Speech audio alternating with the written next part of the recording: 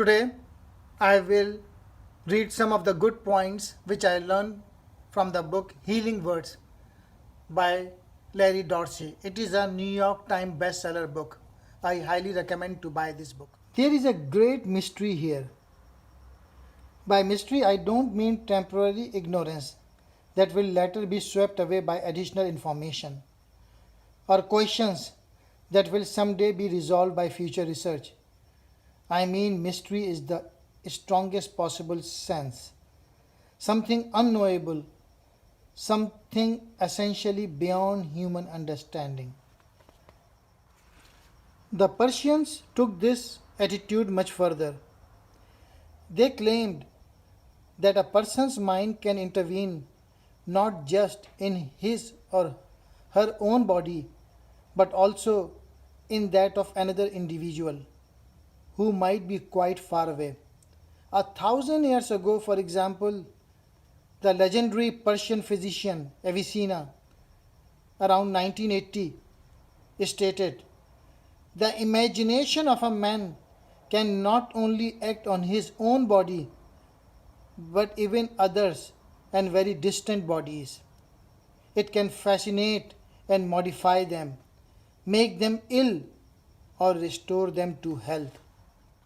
Many enthusiasts of era believe that mind body approaches are the ultimate form of therapy and that healing can go no higher.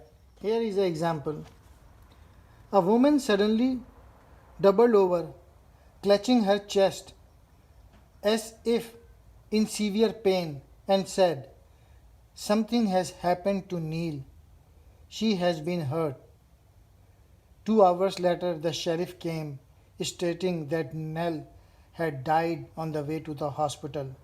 She had been involved in an auto accident in which a piece of the steering wheel had penetrated her chest. Here is another example. A mother was writing a letter to her daughter, who was away at college.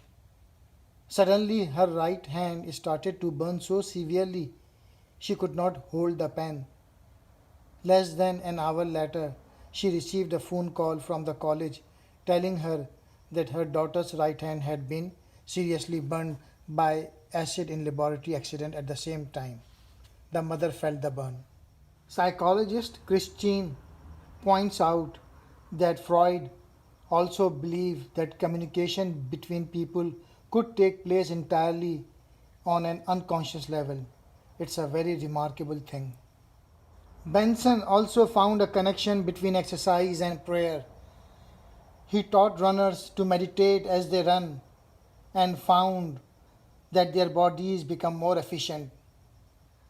The most important lessons are that prayer works and that there is no formula, no one best way to pray that everyone should follow. One survey of 10,000 men with heart disease found a 50% reduction in frequency of chest pain in men who perceived their wives as supportive and loving.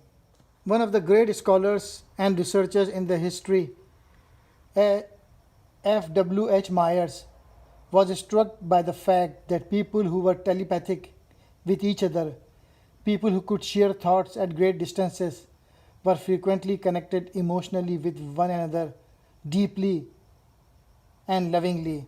Myers concluded that love, empathy, and compassion somehow made it possible for the mind to transcend the limitations of the body.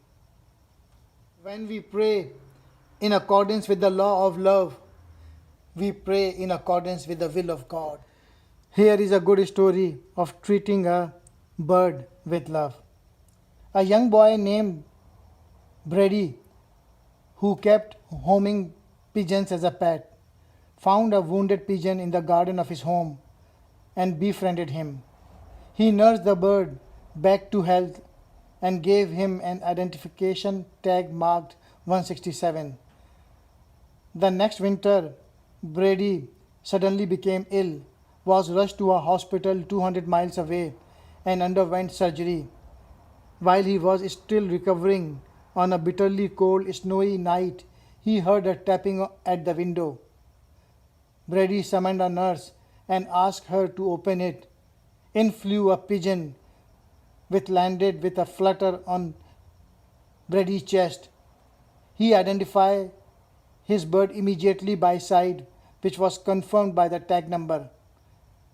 Pigeons are well known, of course, for their homing ability, but 167 was not homing. He was traveling to a place he had never been. Love, empathy, compassion, caring, bounding is the fuel behind the healing.